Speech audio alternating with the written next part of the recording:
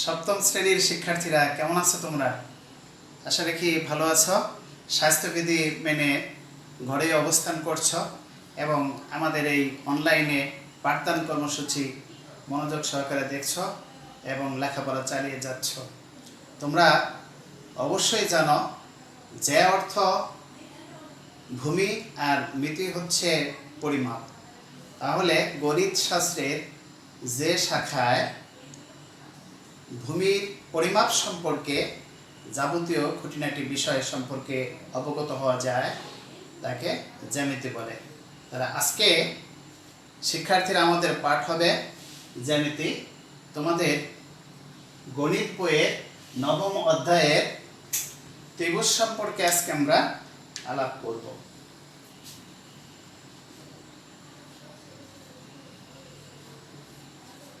পাঠ শেষে শিক্ষার্থীরা ত্রিভুজ এর সংজ্ঞা, শীর্ষবিন্দু, ত্রিভুজের কোণ, প্রকারভেদ, পরিসীমা সম্পর্কে ধারণা লাভ করবে। 2. ত্রিভুজের মধ্যমা উচ্চতা সম্পর্কে জ্ঞান লাভ করবে। 3. ত্রিভুজের অন্তঃস্থ ও বহিঃস্থ কোণ বর্ণনা করতে পারবে। 4. ত্রিভুজের মৌলিক উপপাদ্যগুলো প্রমাণ করতে পারবে। 5. বিভিন্ন শর্ত সাপেক্ষে ত্রিভুজ আঁকতে পারবে। আচ্ছা, আমরা চিত্রটা লক্ষ্য করি।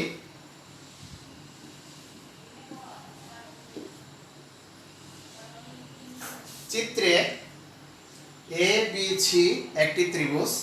এখানে তিনটি রেখাংশ দ্বারা আবদ্ধ ক্ষেত্রের সীমারেখাকে ত্রিভুজ বলে।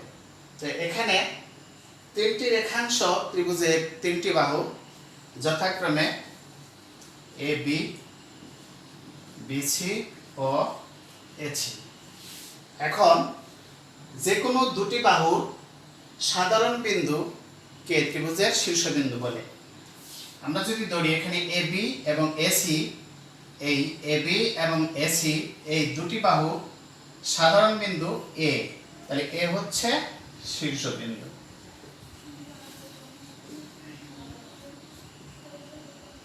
শীর্ষবিন্দু। এখন তাহলে একটি ত্রিভুজের কয়টি শীর্ষবিন্দু হতে পারে?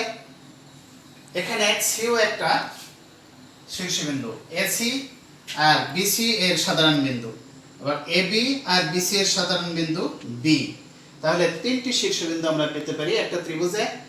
এখানে চিত্রে এ বি সি তিনটি হলো ত্রিভুজের শীর্ষবিন্দু। এখন দুটি বাহুর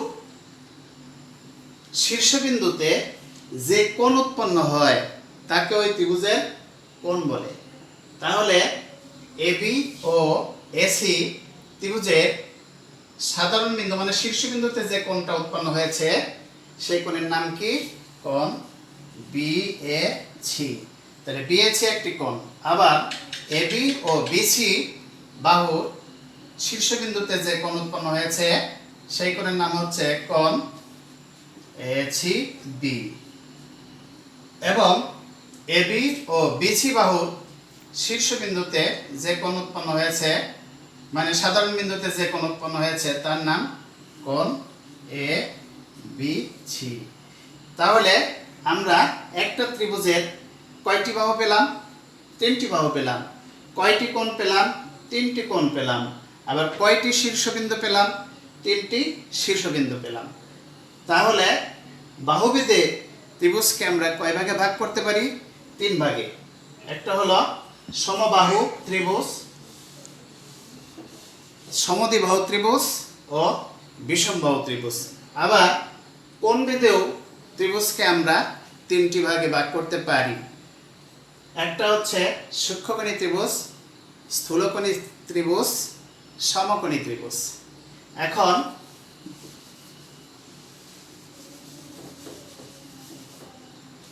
আমি তোমাদের ত্রিভুজটা একে দেখাচ্ছি। সমবাহু ত্রিভুজ, তিনটি বাহুই সমান। সমদ্বিবাহু ত্রিভুজ,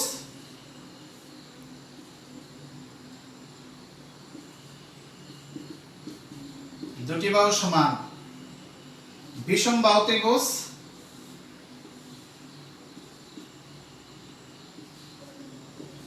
এখানে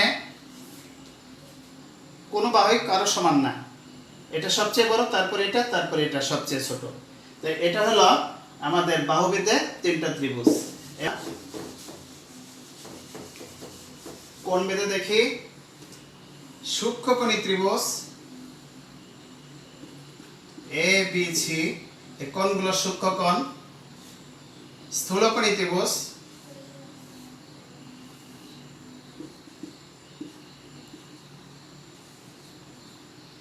এটা স্থূলকোণ। সমকোণী ত্রিভুজ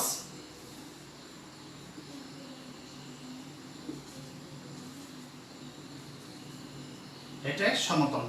তাহলে আমরা কোণ ভেদেও ত্রিভুজকে তিন ভাগে ভাগ করতে পারি: সূক্ষ্মকোণী ত্রিভুজ, স্থূলকোণী ত্রিভুজ, সমকোণী ত্রিভুজ। আমরা বাহুভেদে তিন প্রকার, কোণ ভেদে তিন প্রকার পেলাম। এবার আসি আমরা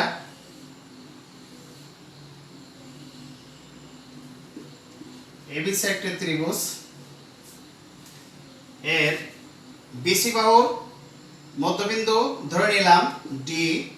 এখন এডি যদি আমরা যোগ করি এডি, তাহলে এই এডি হচ্ছে মধ্যমা, এটা হচ্ছে মধ্যমা। অর্থাৎ মধ্যমার সঙ্গে আমরা এভাবে বলতে পারি, ত্রিভুজের শীর্ষবিন্দু থেকে বিপরীত বাহুর মধ্যবিন্দু অঙ্কিত রেখাংশকে মধ্যমা বলে। কি বলছি?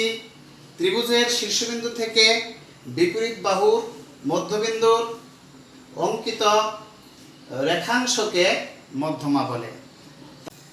চিত্রে এ বি সি একটি ত্রিভুজ। এবার এবি বাহুর দৈর্ঘ্য প্লাস বিসি বাহুর দৈর্ঘ্য প্লাস এসি বাহুর দৈর্ঘ্য, অর্থাৎ ত্রিভুজের তিনটি বাহুর দৈর্ঘ্যের সমষ্টিকে ত্রিভুজের পরিসীমা বলে। এখন আমরা আসব ত্রিভুজের উচ্চতা। ত্রিভুজের শীর্ষবিন্দু থেকে বিপরীত বাহুর উপর অঙ্কিত লম্ব দূরত্বকে ত্রিভুজের উচ্চতা বলে। তাহলে এবিসি ত্রিভুজের শীর্ষবিন্দু এ থেকে বিপরীত বাহু বিসি এর উপর অঙ্কিত লম্ব দূরত্ব দৈর্ঘ্য এডি। তাহলে এডি হচ্ছে ত্রিভুজের উচ্চতা। এবার আমরা আসি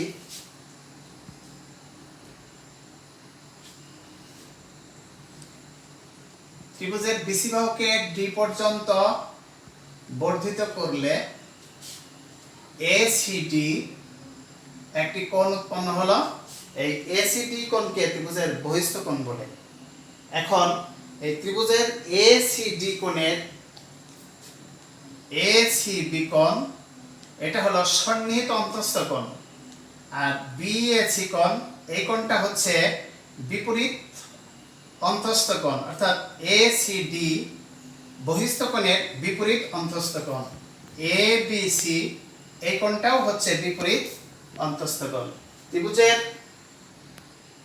যে কোনো একটি বাহুকে বর্ধিত করলে যে বহিস্থ কোণ উৎপন্ন হয়, সেই বহিস্থ কোণ ত্রিভুজের বিপরীত অন্তঃস্থ কোণ দুটির সমষ্টির সমান। আচ্ছা শিক্ষার্থীরা, এবার আমরা প্রমাণ করব ত্রিভুজের তিন কোণের সমষ্টি দুই সমকোণের সমান। শিক্ষার্থীরা, চিত্রে এবিসি একটি ত্রিভুজ। আমরা প্রমাণ করব ত্রিভুজের তিন কোণের সমষ্টি দুই সমকোণের সমান।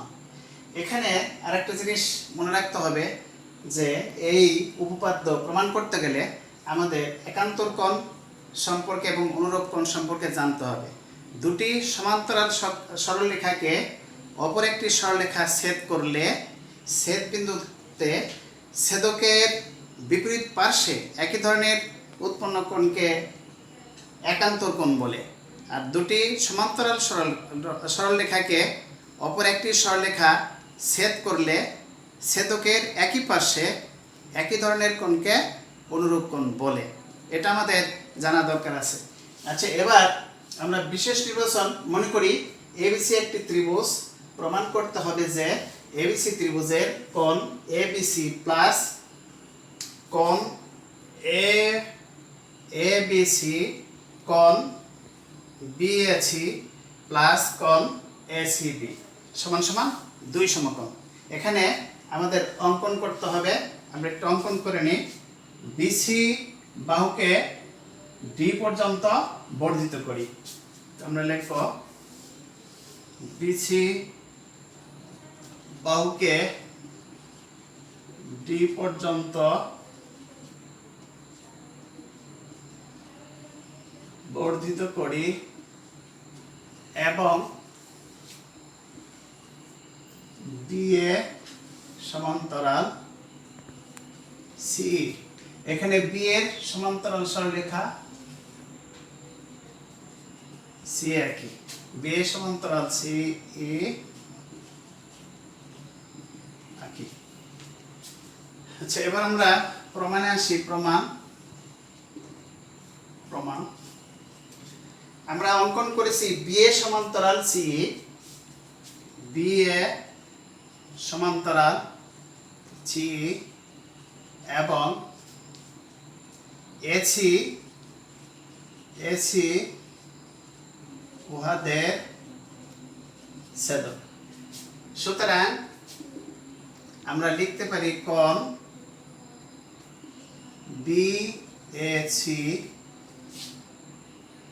বিএসি সমান সমান কোণ এসিই। যেহেতু একান্তর কোণ দুইটি সমান, আবার বি এর সমান্তরাল সি এবং এই ক্ষেত্রে আমরা বিডি উহাদের ছেদক। সুতরাং এক্ষেত্রে আমরা লিখতে পারি কোণ এ বি সি সমান সমান অনুরূপ কোণ ই সি ডি। কোণ এ বি সি সমান সমান কোণ ই সি ডি, যেহেতু অনুরূপ কোণ। এবার সুতরাং কোণ বিএসি প্লাস আমরা যোগ দেই।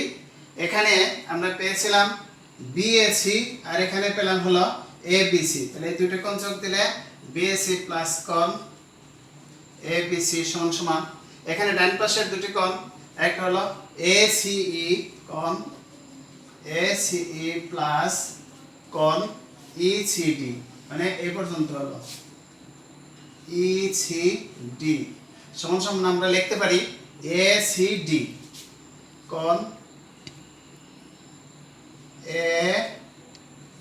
এসিডি। এখন আমরা দেখতে পাচ্ছি যে এবিসি ত্রিভুজের দুটি করে কোণ আমরা পেয়ে গেছি, কিন্তু এই কোণটা এখনো বাদ আছে। আমরা উভয় পক্ষে কোণ এসি যোগ করে এসিবি যোগ করে দেই, তাহলে আমাদের দাঁড়াবে কোণ বিএসি প্লাস কোণ এবিসি প্লাস কোণ এসিবি সমান সমান, আর এখানে আমরা পেয়েছিলাম কোণ এসিডি প্লাস কোণ এসিবি। এখন আমরা এখানে পেলাম এসিডি আর এখানে হলো আমরা যোগ দিলাম এসিবি। এখন এসিডি আর এসিবি এই দুটো কিন্তু একই সরলরেখায় অবস্থিত সরল কোণ, মানে সরল রৈখিক কোণ। তাহলে আমরা লিখতে পারি কিন্তু কোণ এসিডি প্লাস কোণ এসিবি সমান সমান 2 সমকোণ, মানে সরল কোণ মানে কি 2 সমকোণ। তাহলে আমরা এখন লিখতে পারি সুতরাং ত্রিভুজের 3 কোণ বিএসি প্লাস কোণ এবিসি প্লাস কোণ এসিবি সমান সমান 2 সমকোণ। প্রমাণিত। শিক্ষার্থীরা, তাহলে প্রমাণটা আমরা আরেকবার আলাপ করি।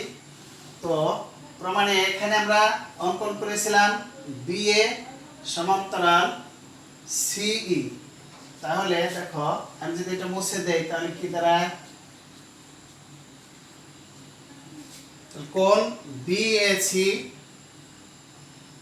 একান্তর কোণ এসিই, মানে বিএ সমান্তরাল সিই, এসি বাদের ছেদক, এখানে কোণ উৎপন্ন হলো আর এখানে দুটো হলো একান্তর কোণ। তাহলে আমরা লিখেছিলাম কোণ বিএসি সমান সমান একান্তর কোণ এসিই। আবার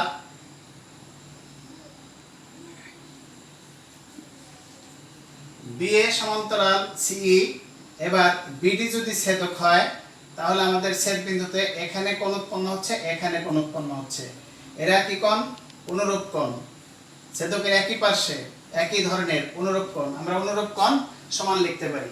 এখানে লিখেছি বিএ সমান্তরাল সিই এবং বিডি বাদের ছেদক অনুরূপ কোণ এবিসি, এবিসি সমান সমান অনুরূপ কোণ ইসিডি, ইসিডি অনুরূপ কোণ বলে।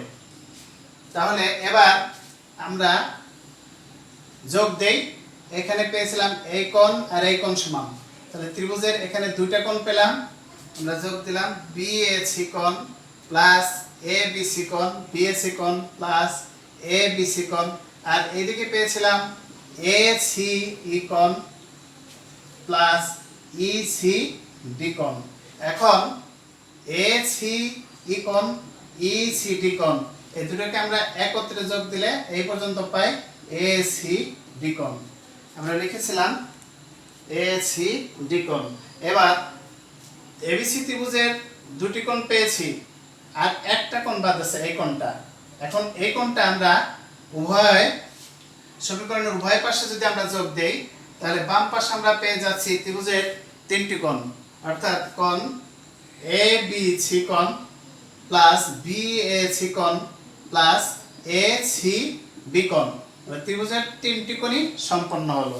আর ডান পাশের এখানে আমরা পেয়েছিলাম এসিডি কোণ, তাহলে এসিডি কোণের সাথে আমরা যোগ দিলাম এসিবি কোণ। তাহলে আমরা পেয়ে গেলাম পুরা এখান থেকে এই পর্যন্ত, অর্থাৎ এটা হলো একটা সরল রেখা, বিডি সরল রেখার উপর কোণ, এটা হলো সরল কোণ। এটা কি কোণ? সরল কোণ। একটা সরলরেখার উপর যতগুলো কোণই অঙ্কন করা যাক না কেন তাদের সমষ্টি দুই সমকোণের সমান। তাহলে আমরা এখানে লিখতে পারি কোণ এসিবি প্লাস কোণ এসিডি সমান সমান দুই সমকোণ। কারণ হলো কি, যেহেতু সরল কোণ, সরল কোণ। এখন এই পুরাটুকু দুই সমকোণের সমান, এরা আবার ত্রিভুজের তিন কোণের সমান। তাহলে আমি লিখতে পারি কোণ বিএসি, বিএসি প্লাস কোণ এবিসি প্লাস কোণ এসিবি, অর্থাৎ ত্রিভুজের তিন কোণ সমান সমান এই পুরাটা মানে দুই সমকোণ। তাহলে প্রমাণিত। আমি আশা করি তোমরা বুঝতে পারছো। তো এখন আমি তোমাদের একটা বাড়ির কাজ দিব। শিক্ষার্থীরা, বাড়ির কাজটি বোর্ডে আমি লিখে দিয়েছি, তোমরা তুলে নাও। স্কুল যেদিন খুলবে সেদিন এই বাড়ির কাজটা করে এনে আমাকে ক্লাসে দেখাবে। আজকে এই পর্যন্তই শেষ করছি। সবাই সুস্থ থাকো, ভালো থাকো। আল্লাহ হাফেজ। ধন্যবাদ।